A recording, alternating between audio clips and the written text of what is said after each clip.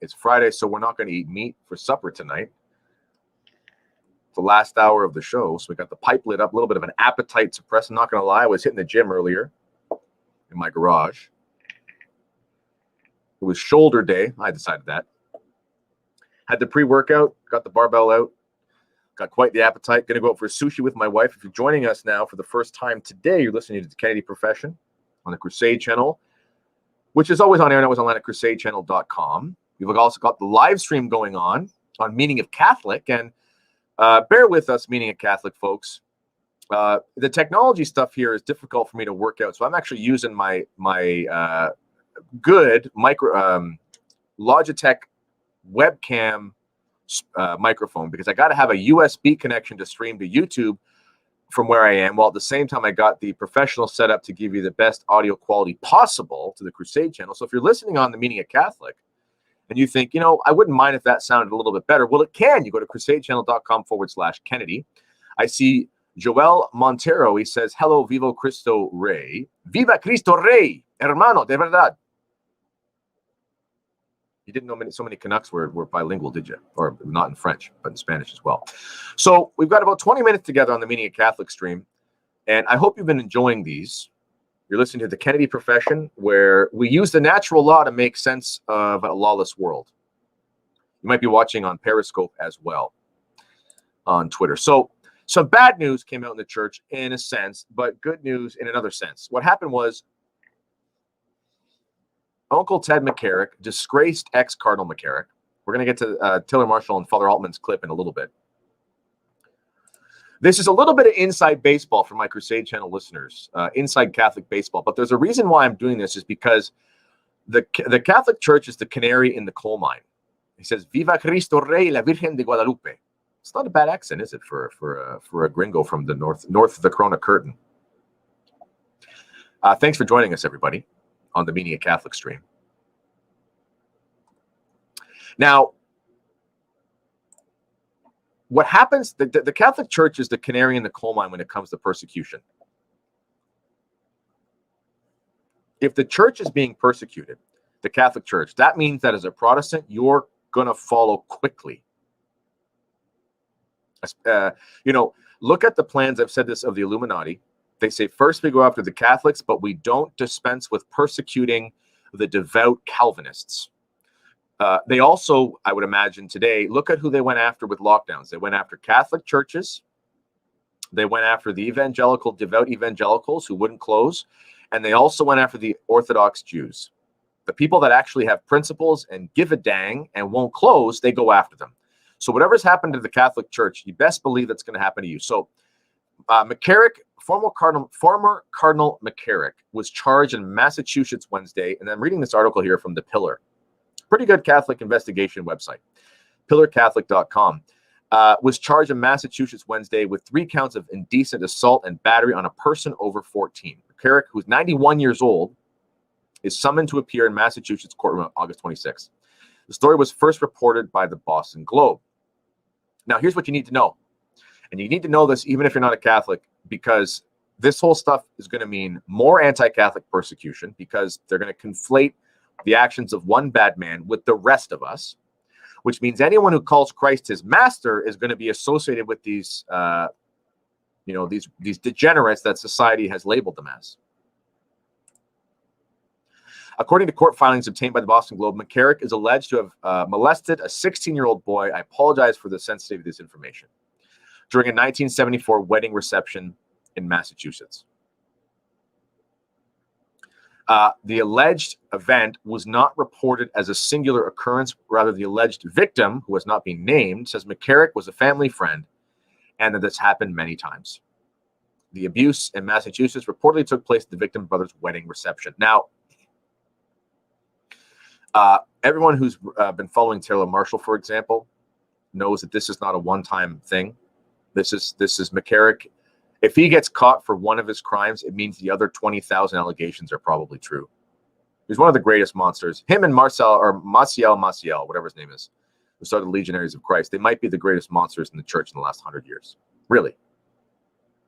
No one here is doing any apologetics for the abuse. They should be They should be met with a force of the law that doesn't even exist anymore, and I wish it did.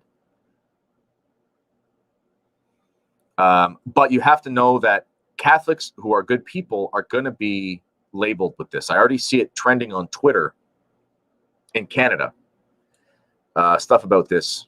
And the wolves are ravenous, and they're going to come after you just because you call yourself Catholic. And as we've seen here in Canada, they've burned down a bunch of churches. They burned down an Anglican church, and they burned down an Eastern Orthodox church. Pretty soon, you're going to see the same thing happen to evangelical churches, because those who hate God will go after anywhere they see the cross of Christ. So the article continues. It says, why isn't McCarrick in prison today or already? McCarrick has been accused of serially sexually abusing and coercing all manner of young people, and being found guilty within the Church of the Canonical Crimes, called delict by an administrative penal process. It has generally been perceived that the allegations of McCarrick's criminal acts had fallen beyond state statute of limitation, effectively preventing his prosecution in state courts. In Massachusetts, McCarrick can be criminally charged with assaults alleged to have taken place in 1974 because he was not a state resident, and the statute of limitations time period for prosecution was effectively suspended when he left the state, according to the Globe. There you go. There's your legal loophole you need. The article says, could McCarrick face new canonical charges? McCarrick was laicized in 2019 after an administrative penal process at the Vatican's Congregation for the Doctrine of the Faith. While records of that process are not publicly available, the former cardinal was found guilty of solicitation in the sacrament of confession and sins against the sixth commandment with minors and with adults, with the aggravating factor of the abuse of power. It is not clear whether the CDF's judgment against McCarrick included the allegations for which he now faces Massachusetts charges, but it is possible. Canonically, the allegation is made complicated by the fact that the alleged victim at the age of 16 was not classified in the church's law as a minor at the time of alleged assault. This is something you actually find not just in the church, but in other countries. Mexico, for example, in some provinces of Mexico, you get married at the age of like 13 or something. So this makes things a little bit more complicated as well, as far as pinning him down legally. The alleged assaults could be described as abuse, with the aggravating factor of the abuse of power, as it was said. Further, the alleged victim in Massachusetts told police that McCarrick sexually assaulted him twice at the reception, once during the course of sacramental confession. I don't want to read many more details on this because it kind of makes my skin crawl, to be honest. So where is McCarrick now? Where is this monster? Since early 2020, McCarrick has been living at the Vianney Renewal Center in Dittmer, Missouri, southwest of St. Louis. The center is a secured facility administered by a religious order, the Servants of the Paraclete. It mostly houses priests and religious brothers who are not laicized or dismissed from religious orders, but who require ongoing supervision because of misconduct, often sexual or substance abuse. While some clerics or religious live there short-term during a period of therapeutic treatment, others are long-term residents. Now, this is an interesting thing, because often what will happen is the church will be brought up as not acting swift enough. Well, here's the reality. If the state does not do anything, because this is a reality, McCarrick, the state hasn't been able to do anything. The laws of the state have made it so that they can't really do anything to him until they find a case where they can actually charge him criminally. So what do you do in the meantime? Do you just say go and live your life? The church is very much in a position with these allegations where you're damned if you do, damned if you don't. If you're found out as having had this predator, then it's your fault in the eyes of the public. And in some cases, there are people who've covered it up, and they should be condemned for doing so by the fullest force of the law, which should include the death penalty. Bring it back if you don't have it. But on the other hand, they can't just let them go, so to speak, because if they just let them go live in society, then the claim is going to be the church lets predators go. So people will complain that the church is housing these criminals, but what they're doing is they're essentially making an ad hoc prison, because the state won't actually imprison the guy. Rock and hard place. comes to mind. So what does McCarrick say? Well, McCarrick has not responded specifically to this allegation, although his lawyer has told media he looks forward to addressing the things in court. Just as a side note, who on earth goes to law school and decides that they're going to defend men like this? I understand the whole innocent until proven guilty, but you can defend yourself. I mean, I've actually wondered that for a long time. I almost went to law school, did that LSAT exam and, applied to some schools and decided on going other routes. But who on earth gets into the legal profession and gets to the point where they're able to defend men like Ted McCarrick and still sleep at night? I mean, I guess maybe principally they say we just want to make sure justice is done properly. I don't know. Maybe that's what it is. But they've got to be going after the money. I don't know.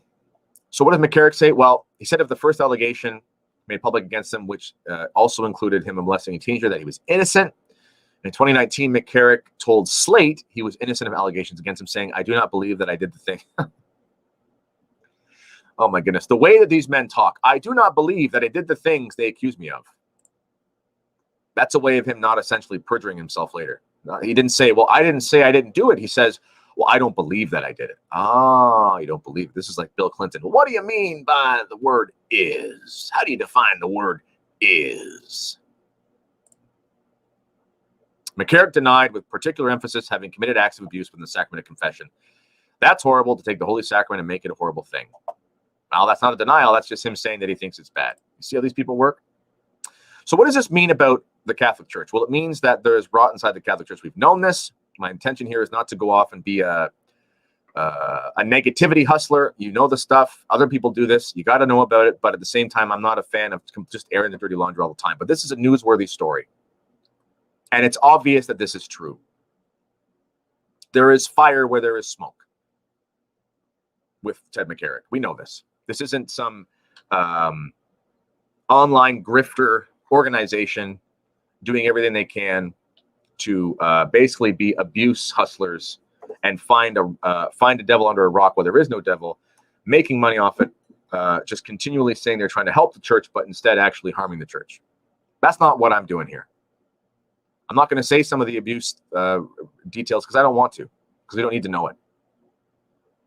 But needless to say, Ted McCarrick, you better pray for his soul, because as evil as that man is, eternal hellfire is a reality. Eternal hellfire is eternal.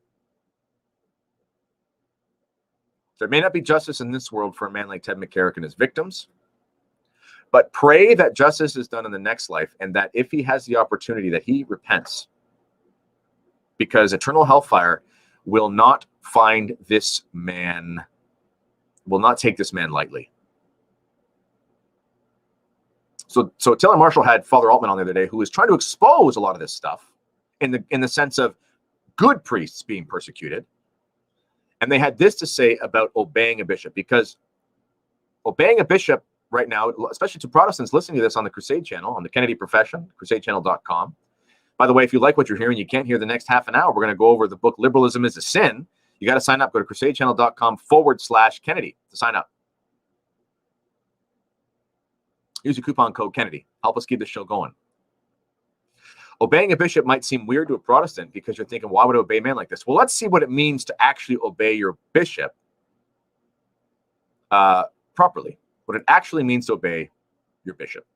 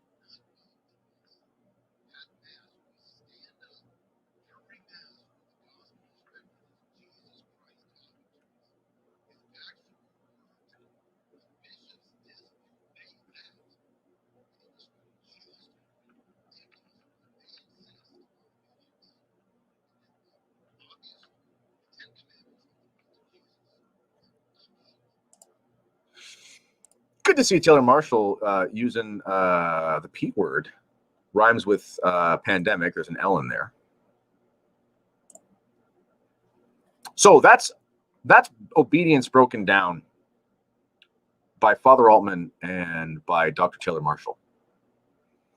So for any Protestants listening on the Crusade Channel station right now, because we're streaming live on Media Catholic, and if you want to listen to the next half of the show, click the link in the description. Put it into your browser. We owe the bishops obedience in matters of faith and morals, insofar as they don't transgress the actual faith and the actual morals. And we're in this strange situation right now. Every Christian right now is in a strange situation, because we know that on the one hand, we have to obey the civil magistrate. In fact, I was actually doing some research for this Illuminati book I'm putting together. Hopefully we'll have that out by October. It's going to be tough, but we'll try. And I was reading the constitutions of the Freemasons, the original ones from like the early 1700s, way before the Illuminati got their hands on it. And it was erroneous. It was religious indifferentism, and there was this weird conspiratorial story about Solomon and Nebuchadnezzar and all this. It's very fascinating, kind of like almost like fan fiction or something. But even there in the constitutions for the Freemasons, they said we have to be civilly peaceful and obey civil magistrates. So it's this natural law principle, even an error, that we know that we ought to obey the civil magistrates insofar as it's possible. But what happens when they get in the way of you honoring Christ the King? What happens if they get in the way of you attending church on Sunday and they say you can't do that because it's not essential? Well, even your bishop doesn't have the authority to say that you can't access sanctifying grace, which you need to go to heaven. He can't do that any more than a governor can say, don't feed your kids because you're not allowed to feed them supper. Ted McCarrick is probably going to go, well, maybe he won't live long. Maybe God will make him live long enough to actually go to prison. It's a sad state to see at the age of 91 years old. Maybe there'll be justice. We'll see. But as far as obedience of your bishop goes, obey your bishops in faith and morals, but do not compromise your faith. And no power on heaven and earth can tell you to disobey Jesus Christ himself.